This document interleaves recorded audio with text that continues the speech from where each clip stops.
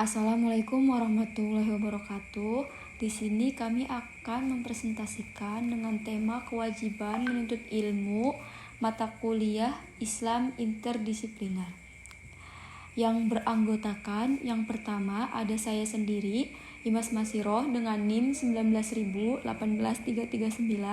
dan yang kedua ada Tika Listiandini dengan NIM 19.18340, dan yang ketiga ada Nurul Azizah dengan NIM 19.18367. Materi yang akan dibahas antara lain yang pertama kedudukan ilmu dalam Islam, dan yang kedua nas-nas tentang kewajiban menuntut ilmu, dan yang ketiga keutamaan orang yang menuntut ilmu, dan yang terakhir ada hukum menuntut ilmu. Yang pertama yaitu apakah itu ilmu? Ilmu merupakan kata yang berasal dari bahasa Arab. Masdar dari alima ya'lamu yang berarti tahu atau mengetahui. Sedangkan dalam bahasa Inggris, ilmu biasanya dipadu-padankan dengan kata science. Sedang pengetahuan disebut dengan knowledge. Kemudian, dalam bahasa Indonesia, kata sains umumnya diartikan ilmu, tetapi sering juga diartikan dengan ilmu pengetahuan, meskipun secara konseptual mengacu pada makna yang sama. Beberapa pengertian dari ilmu. Yang pertama ada ilmu adalah pengetahuan tentang sesuatu bidang yang disusun secara bersistem menurut metode-metode tertentu yang dapat digunakan untuk menerangkan gejala-gejala tertentu dalam bidang pengetahuan.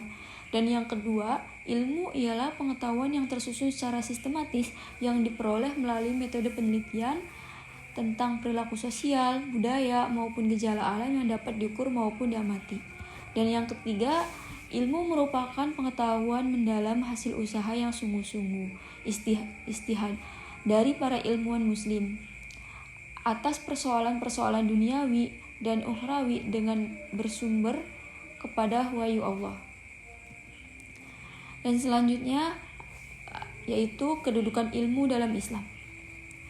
Ilmu menempati kedudukan yang sangat penting dalam ajaran Islam. Hal ini terlihat dari banyaknya ayat Al-Quran yang memandang orang berilmu dalam posisi yang tinggi dan mulia di samping hadis-hadis Nabi yang banyak memberi dorongan bagi umatnya untuk terus menuntut ilmu.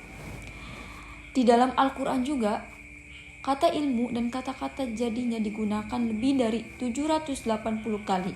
Ini bermakna bahwa ajaran Islam sebagaimana tercermin dari Al-Quran sangat kental dengan nuansa-nuansa yang berkaitan dengan ilmu. Sebagaimana dikemukakan oleh Dr.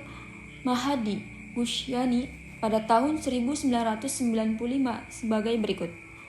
Salah satu ciri yang membedakan Islam dengan yang lainnya adalah penekanannya terhadap masalah ilmu, sains, Al-Quran dan As-Sunnah, mengajak kaum muslim untuk mencari dan mendapatkan ilmu dan kearifan, serta menempatkan orang-orang yang berpengetahuan pada derajat yang tinggi. Selanjutnya akan dijelaskan oleh teman saya, yaitu Tika Listiandini. Kedua, yaitu nas-nas tentang kewajiban menuntut ilmu. Yang pertama ada nas Al-Quran Al-Karim pada surah At-Taubah yang berbunyi, Bismillahirrahmanirrahim. Wa ma kana lil mu'minuna liyaghfiru kaffah falaula nafara min kulli firqatin minhum ta'ifatun liyatafaqqahu fid-dini wa liyundiru qawmahum idza raja'u ilaihim la'allahum yahdharun. Yang artinya tidak sepatutnya bagi orang-orang yang mukmin itu pergi semuanya ke medan perang. Mengapa tidak pergi dari tiap-tiap golongan di antara mereka beberapa orang untuk memperdalam pengetahuan mereka tentang agama dan untuk memberi peringatan kepada kaumnya, apabila mereka telah kembali kepadanya, supaya mereka itu dapat menjaga dirinya. Quran Surat At-Taubah ayat 122. Pada ayat di samping menegaskan kewajiban kepada beberapa orang dari berbagai kelompok agar mereka mempelajari ilmu syar'i dan mengajarkannya kepada orang lain. Yang kedua yaitu ada surah An-Nahl yang berbunyi, Bismillahirrahmanirrahim. wa ma arsalna min qablika illa rijalan nuhi ilaihim fas'alu akhalat dzikri in kuntum la ta'lamun. Yang artinya, dan kami tidak mengutus sebelum kamu, kecuali orang-orang lelaki yang kami beri wahyu kepada mereka. Maka bertanyalah kepada orang yang mempunyai pengetahuan jika kamu tidak mengetahui. Quran Surah An-Nahl ayat 43. Yang ketiga yaitu ada surah Al-Alaq yang berbunyi Bismillahirrahmanirrahim. Iqra bismi rabbikal ladzi khalaq. Khalaqal insana min 'alaq. Iqra wa rabbukal akram. Alladzi 'allama bil qalam. 'Allamal insana ma lam ya'lam. Yang artinya, bacalah dengan menyebut nama Rabbmu yang menciptakan.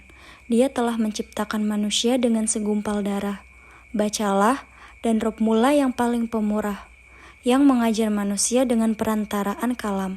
Dia mengajarkan kepada manusia apa yang tidak diketahuinya. Quran Surat Al-Alaq ayat 1-5.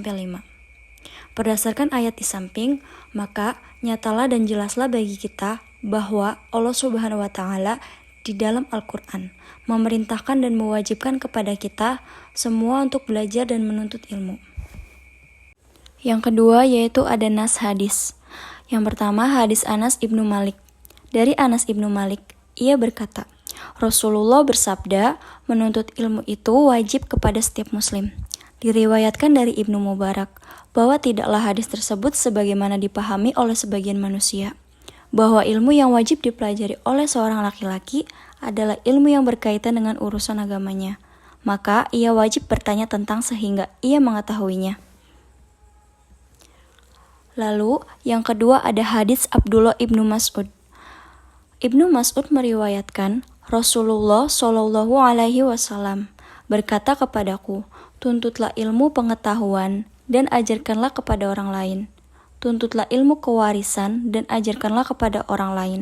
Saya ini akan mati, ilmu akan berkurang, dan cobaan akan semakin banyak, sehingga terjadi perbedaan pendapat antara dua orang tentang suatu kewajiban. Mereka tidak menemukan seorang pun yang dapat menyelesaikannya. Dalam hadis tersebut, ada 3 perintah dalam belajar, yaitu perintah mempelajari al-ilm, al-farid, dan Al-Quran. Selanjutnya akan dijelaskan oleh rekan saya, Nurul Aziza. Yang ketiga yaitu keutamaan orang yang menuntut ilmu. A. Diberi derajat yang lebih tinggi. Dalilnya yaitu, dan Allah akan meninggikan orang-orang yang beriman di antara kamu dan orang-orang yang berilmu pengetahuan beberapa derajat. Dan Allah Maha mengetahui apa yang kamu kerjakan. Quran Surat Al-Mujadilah Surat 58 ayat 11. B. Diberikan pahala yang besar di hari kiamat nanti. Dalilnya yaitu dari Anas bin Malik radhiyallahu anhu, Rasulullah Shallallahu Alaihi Wasallam bersabda, penuntut ilmu adalah penuntut rahmat, dan penuntut ilmu adalah pilar Islam dan akan diberikan pahalanya bersama para nabi. Hadis riwayat Ad-Dailami. C. Merupakan sedekah yang paling utama. Dalilnya yaitu dari Abu Hurairah bahwa Rasulullah Shallallahu Alaihi Wasallam bersabda, sedekah yang paling utama adalah jika seorang muslim mempelajari ilmu dan mengajarkannya kepada saudaranya sesama muslim. Hadis riwayat Ibnu Majah. D. Lebih utama daripada seorang ahli ibadah. Dalilnya yaitu dari Ali bin Abi Thalib radhiyallahu anhu, Rasulullah Shallallahu Alaihi Wasallam bersabda, seorang alim yang dapat mengambil manfaat dari ilmunya lebih baik dari 1000 orang ahli ibadah. Hadis riwayat Ad-Dailami. E. Lebih utama dari sholat 1000 rakaat. Dalilnya yaitu dari Abu Dzar, Rasulullah Shallallahu Alaihi Wasallam bersabda, wahai Abu Dzar, kamu pergi mengajarkan ayat dari kitabullah telah baik bagimu daripada sholat atau sunnah 100 rakaat. dan pergi mengajarkan satu bab ilmu pengetahuan, baik dilaksanakan atau tidak, itu lebih baik daripada sholat 1000 rakaat. Hadis riwayat Ibnu Majah. F. Diberikan pahala seperti pahala orang yang sedang berjihad di jalan Allah. Dalilnya yaitu dari Ibnu Abbas radhiyallahu anhu, Rasulullah shallallahu alaihi wasallam bersabda, bepergian ketika pagi dan sore guna menuntut ilmu adalah lebih utama daripada berjihad fisabilillah. Hadis riwayat Ad-Dailami. G. Mendapat naungan malaikat pembawa rahmat dan dimudahkan menuju surga. Dalilnya yaitu dari Abu Hurairah, Rasulullah Shallallahu Alaihi Wasallam bersabda, tidaklah sekumpulan orang yang berkumpul di suatu rumah dari rumah-rumah atau masjid Allah Azza wa Jalla, mereka mempelajari kitab Allah dan mengkaji di antara mereka, melainkan malaikat mengelilingi dan menyelubungi mereka dengan rahmat, dan Allah menyebut mereka di antara orang-orang yang ada di sisinya. Dan tidaklah seorang meniti suatu jalan untuk menuntut ilmu, melainkan Allah memudahkan jalan baginya menuju surga. Hadis riwayat Muslim dan Ahmad. Yang keempat yaitu hukum menuntut ilmu. Yang pertama yaitu hukum ilmu fardu ain.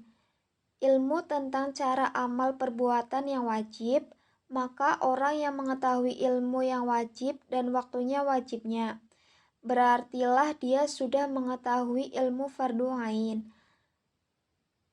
Yang kedua, hukum ilmu fardu kifayah. Ialah tiap-tiap ilmu yang tidak dapat dikesampingkan dalam menegakkan urusan duniawi. Al-Ghazali menjelaskan bahwa yang termasuk ilmu fardu ain ialah ilmu agama dengan segala cabangnya, seperti yang tercakup dalam rukun Islam.